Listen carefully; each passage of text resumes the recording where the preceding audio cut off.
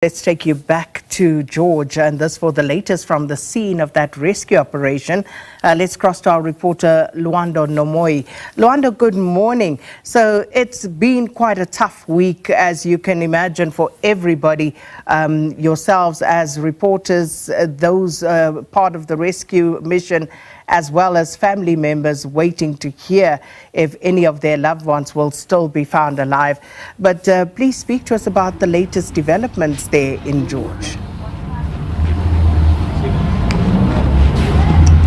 Well, thank you very much, Sakina. Good morning to you and good morning to our viewers at home. Well, it is the crack of dawn and we can see that the site has changed a bit, because we can see that there are bulldozers on site, as the municipality has also stated, and the disaster management, that they're moving to more substantive equipment now to try and remove the rubble and the concrete slabs in this particular site.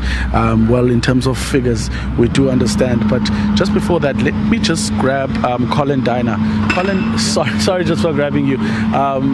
Let's just speak on terms of your overnight operations. Sakina, I do have Colin Diner here, the Chief Director of the Western Cape Disaster Management, just in terms of the overnight operations that you guys have undertaken.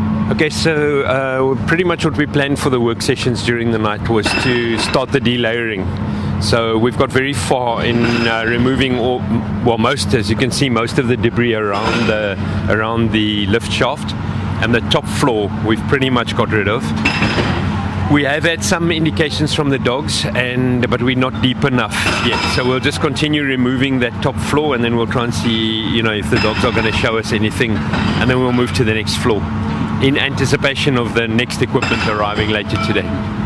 With the equipment that you're using now, Colin, nothing has been confirmed from you guys, just in terms of the rescue mission. Is it still a search and rescue, or are we moving to something else now to recover? So we still have identified voids, and as long as we have those voids within this first period, I think our feeling is that there could possibly still be life. So we're working on the basis of 2 o'clock where we have to make the call. And just lastly, Colin, before I let you go, from yesterday's operations up until today, obviously this morning you will be briefing the team again. Obviously they should be exhausted as well. What is your plan going forward as the Chief Director of this team? Okay, so our circulation has worked quite well, just to send guys home and come back and home and back. So that's worked quite well. When the guys come in, they look quite strong and they look good. So we want to sort of cut on volunteers, because at the moment there's like 680 people on site, and there's so many volunteers, and I mean we're really thankful for that, but we really just have to manage that. So some guys are telling me sore bodies, this and that, but we are giving them time to rest, and the morale is high, so I think we're okay with that. Thank you very much for your time, Colin. All right, no problem, thanks. Colin Diner there, the Chief Director of Western Cape Disaster Management, Sakina, just briefly telling us some of the operations that they've undergone for this operation. We do understand now we are at 64 hours as of 6 a.m. this morning, and you can see that they are still on site. These operations have been going on over the entire night, Sakina.